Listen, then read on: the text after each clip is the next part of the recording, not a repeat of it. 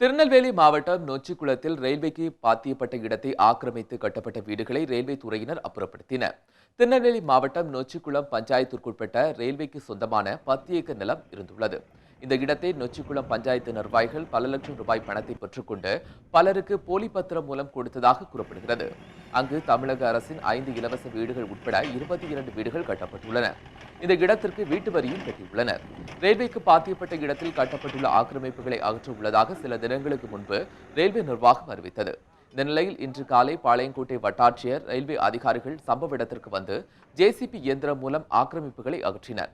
இதனால் அதிர்ச்சியடைந்த பாதிக்கப்பட்ட மக்கள் கிராம நிர்வாக அலுவலர், தலையாரி, வருவாய் ஆய்வாளர், பஞ்சாயத்து தலைவர் ஆகியோரை முற்றுகையிட்டனர். பல லட்சம் ரூபாய் பணம் பெற்றுக்கொண்டு தங்களை போலி பத்திரம் மூலம் ஏமாற்றிவிட்டதாக கூறி வாக்குவாதத்தில் ஈடுபட்டனர்.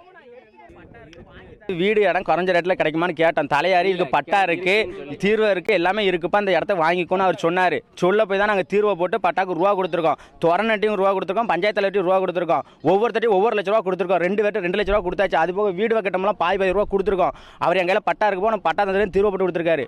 பட்டாக்கு பாய் அமௌண்ட்டை கூட உங்கள் கையில் பட்டா தந்துருன்னு சொன்னார். அதுக்குள்ளே நீங்கள் வந்து இடிச்சிட்டு இருக்கீங்க. ஆனால் எங்களுக்கு வீட்டுக்கு பட்டா இருக்கு. இதை சொல்லி தான் அவர் என்கிட்ட ரூபா வாங்கியிருக்காரு. ஒன்று வீடு அடிக்கிங்கன்னா எனக்கு ரூபா கொடுங்க. 1,50,000 1,00,000 வாங்கிட்டார். 1 லட்ச ரூபா தான் அக்ரிமெண்ட்னு சொல்லி கையெழுத்து போட்டார். 50,000 கணக்கெல்லாம் வாங்கியிருக்காரு. அவர் வாங்கின காசை பார்த்து அதிகமாகவே வாங்கிட்டாரு.